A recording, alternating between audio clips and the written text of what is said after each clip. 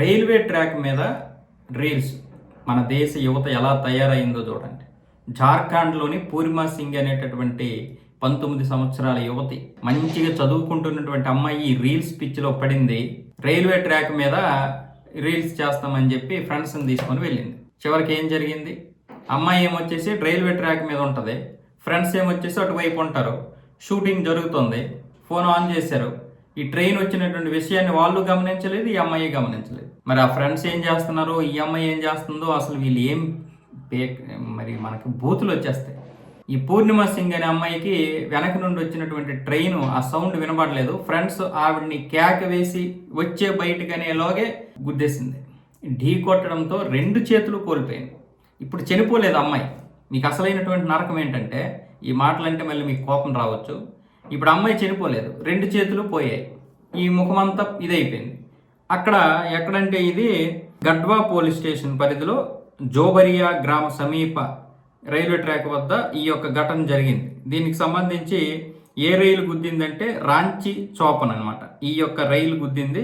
గడ్వా సదర్ ఆసుపత్రికి అమ్మాయిని తరలించిన తర్వాత అక్కడ ఉన్నటువంటి డాక్టర్ జాన్ ఎఫ్ కెన్నడీ అమ్మాయిని మెరుగైనటువంటి వైద్యం కోసం వేరే దగ్గరికి తీసుకెళ్ళండి అని చెప్తున్నారు. సో ఈ అమ్మాయికి ఇదంతా జరిగిపోయింది, ఈ 2 చేతులు తీసేశారు. ప్రస్తుతానికి ఇక్కడ జాన్ ఎఫ్ కెన్నడీ 2 చేతులు తీయించేశారు. తర్వాత అసలైనటువంటి అంటే మెరుగైనటువంటి వైద్యం కోసం పెద్ద ఆసుపత్రికి తీసుకొని వెళ్ళమన్నారు. అంటే ఇప్పుడు అమ్మాయి బ్రతికేం చేయాలి? ఇప్పుడు వీళ్ళ నాన్నగారు అమ్మగారు పరిస్థితి ఏంటి?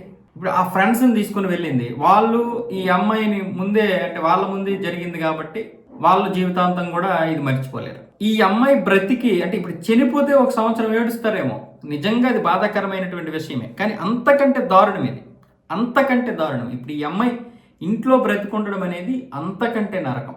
మీరేమైనా అనుకోవచ్చు, కానీ ఇప్పుడు ఇంట్లో తల్లిదండ్రులకి ఒక 19 సంవత్సరాల అమ్మాయి ఈ విధంగా విగత జీవిగా అంటే జీవోత్సవంలో పడడం వల్ల ఇక్కడ అన్ని వాళ్ళే చూసుకోవాలి. మనకి ఈ పిచ్చి ఎటు వెళ్తుంది, ఏం జరుగుతుంది? ఇంత దారుణమైనటువంటి పిచ్చి అంటే తల్లిదండ్రులు మాత్రమే కాదు, యువతలో కూడా ఖచ్చితంగా దీని గురించి మార్పు రావాలి. తల్లిదండ్రులు వాళ్ళ పాపం వీళ్ళ కోసం ఎంతో కష్టపడి అటు ఇటు వెళ్తుంటారు. ఎంతని చెప్తారు, వీళ్ళు బయటకు వచ్చి ఏం చేస్తున్నారో మనకు తెలియదు. ఖచ్చితంగా తల్లిదండ్రులు నిఘా అయితే ఉండాలి. కానీ మరీ ఆ 19 సంవత్సరాల అమ్మాయి అంటే తనకి స్వతంత్రత వచ్చింది, మళ్ళీ ఏమనంటే మేము మేజర్లు అంటారు. ఆ మాత్రం ఆలోచించుకోలేదా?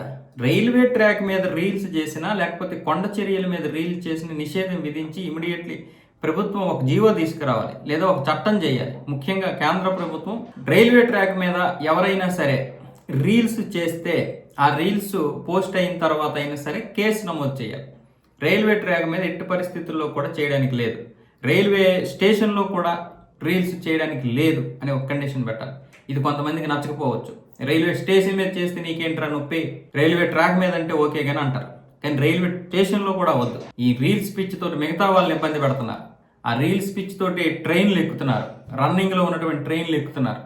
ఏంట్రా పిచ్చే అంటే ఆ రన్నింగ్లో ఉన్నటువంటి ట్రైన్ ఎక్కితే కింద పడిపోతే ఏంటి పరిస్థితి? ఇప్పుడు సరే అమ్మాయి ఓకే, అమ్మాయి తప్పు చేసింది, ఆ శిక్ష ఎవరికి ఆ శిక్ష? తల్లిదండ్రులకి, కుటుంబ సభ్యులకి. వాళ్ళ అమ్మ నాన్న కంటే శిక్ష అనుభవించే వాళ్ళు ఎవరైనా ఉంటారా ఈ విషయంలో? ఇప్పుడు